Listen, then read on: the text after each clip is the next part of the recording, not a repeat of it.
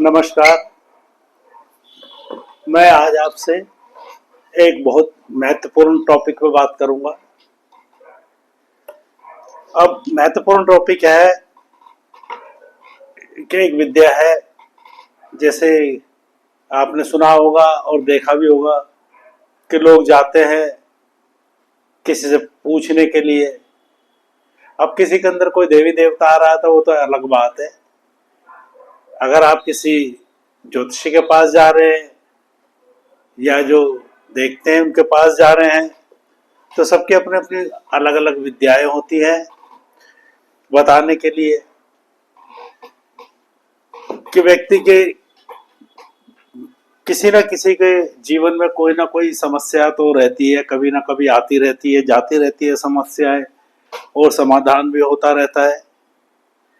अब ये जैसे अब ये मेरे पास है चक्र चूड़ामणि प्रश्नावली।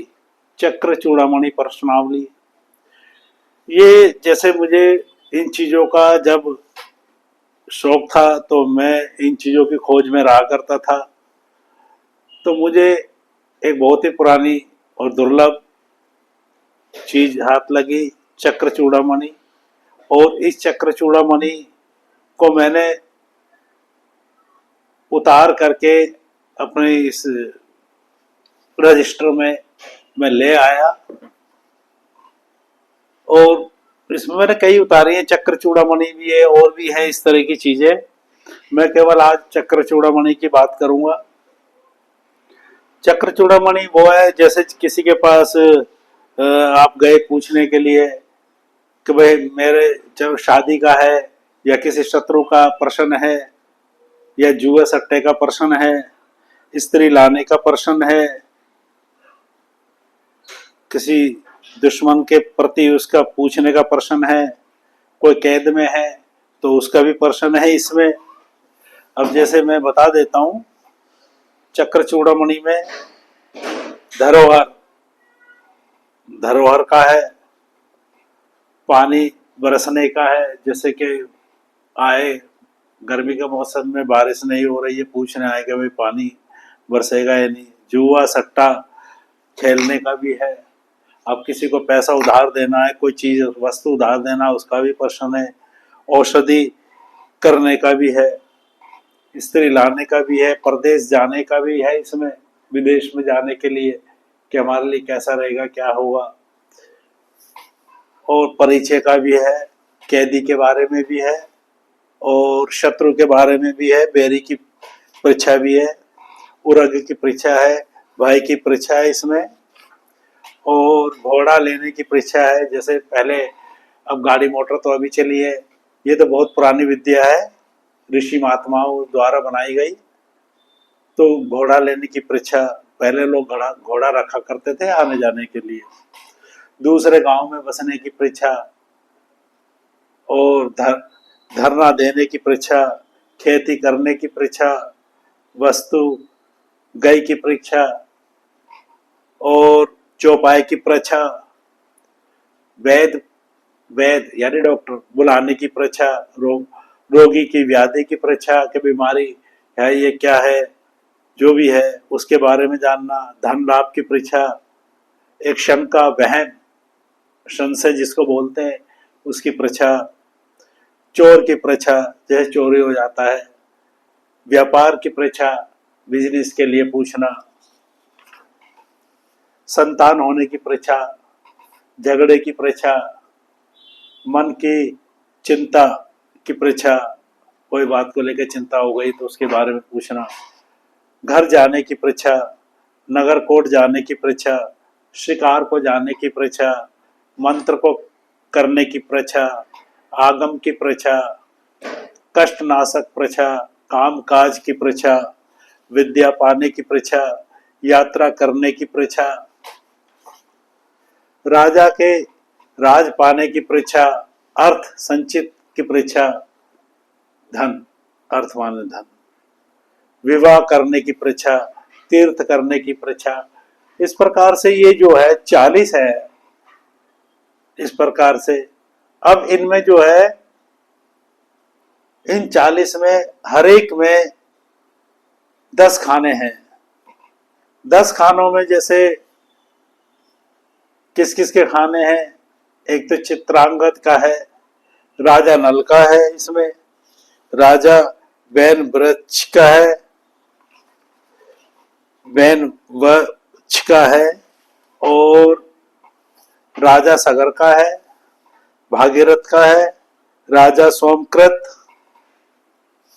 राजा नरवाहन, राजा रोहिताश्व, राजा हरिश्चंद्र, राजा चंद्रहास, पुलहकृत, अंगिरा ऋषि, अश्वत्थामा, अगस्त ऋषि, प्रहलाद, बलिनाहा, भगवान के वाक्य, मारीच ऋषि, वशिष्ठ ऋषि, पुलत्स ऋषि, बलि के वाक्य, नील, अंगद, हनुमान, रावण, शत्रुघ्न, सहस्त्रबाहु अर्जुन, वासुदेव, राजा युधिष्ठिर, अर्जुन, भीमसेन, सहदेव, नकुल, गांगेय और राजा नल। ये 40 हो गए। तो हर एक के में 40 खाने हैं। अब जैसे मैं आपको दिखा देता हूं,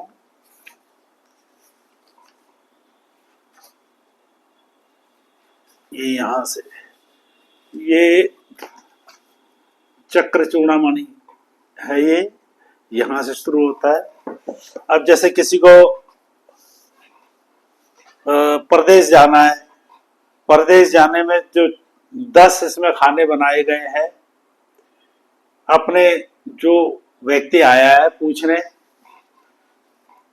सबसे पहले तो बात ये होती है कि वो नहा धो करके आए, स्वच्छ होकर के आए, और इसके हिसाब से जो है लिखा हुआ है कि वो आकर के पहले अपने इष्ट देव, जिसकी भी वो पूजा करता है, चाहे भगवान कोई भी हो, देवी देवता कोई भी हो, जिसकी भी वो पूजा करता है, उसको मन में स्मरण करेगा वो, जैसे ये लिखा हुआ है इसमें।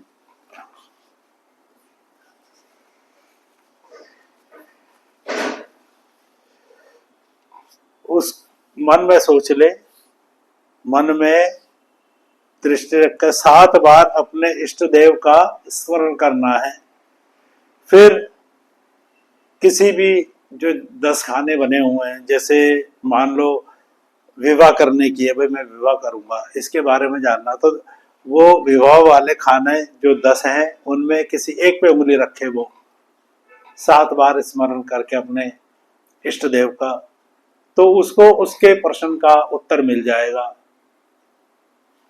तो इस तरह से किसी भी चीज का प्रश्न का उत्तर हम चक्र चूड़ामणि में देख सकते हैं या बता सकते हैं दूसरे के बारे में। अब ये नहीं है कि आज आया प्रश्न क्या उसी शादी के लिए, फिर कल भी उसी के लिए आया, नहीं, एक ही बार आया है, जो शुरू में जो प्रश्न निकलेगा केवल वही रहेगा। इसको कोई खेल में नहीं लेना चाहिए इन चीजों को, तो बड़े ही इसमें जो है सावधानी रखनी पड़ती है किसी के बारे में बताने के लिए। तो इस प्रकार से सामने वाले की प्रश्नों का उत्तर दिया जा सकता है। ये चक्र चूड़ामणि ऋषि महात्माओं द्वारा बनाई गई है, ये किसी आम साधारण मनुष्य ने नहीं बनाई। तो इनके सटीक प्रश्न निकलते हैं, तो चक्र चूड़ामणि है। आज तो मैं ये सिर्फ चक्र चूड़ामणि के बारे में ही बात करूंगा। तो ये मैंने आपको बताया चक्र चूड़ामणि। तो इसमें जो है बहुत सी चीज़ों का पता चलता है, और इससे किसी भी चीज़ के बारे में हम, कोई भी है, अपने प्रश्नों का जवाब ले सकता है। ये एक बहुत अच्छी चीज़ है चक्र चूड़ामणि। ये देखिए, फिर दिखा देता हूँ चक्र चूड़ामणि, और इसके जो लिखे हुए हैं वो यहाँ पर मैंने ऐसे लिखे हैं, ये ऐसे। तो ये चक्र चूड़ामणि का हो गया है। और मुझे बताने का एक ही मकसद है कि आप लोगों को पता चले ऐसी विद्याओं के बारे में, क्योंकि भारत देश तो विद्याओं का एक भंडार था। भारत देश में विदेशी आक्रमणकारियों के कारण से, जो विदेश से आए आक्रमणकारी, उनके कारण से हमारी विद्याएं बहुत सारी लुप्त हो गई।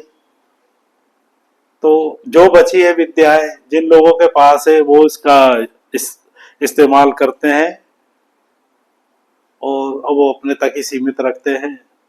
तो मेरा यही है कि बताने का, भाई ये अपने तक सीमित ना रहे, और कोई पता चले, ताकि विद्या जो है फैले। विद्या का कभी दुरुपयोग नहीं होना चाहिए, सदुपयोग करें, अच्छी चीजों की चीजें वहीं बताई जाए और अच्छी ही इसमें इस्तेमाल की जाए।